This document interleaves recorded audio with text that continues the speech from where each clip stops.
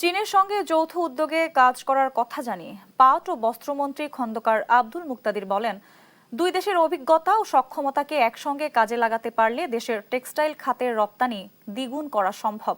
সোমবার রাজধানীর জেডিপিসি মিলনায়তনে চীন বাংলাদেশ টেক্সটাইল অ্যান্ড ফ্যাশন কনফারেন্সে অংশ নিয়ে তিনি এসব কথা বলেন। এ সময় মন্ত্রী চীনের সঙ্গে সহযোগিতার মাধ্যমে বাংলাদেশের টেক্সটাইল ও ফ্যাশন খাতকে আরও শক্তিশালী করার প্রত্যাশা করেন।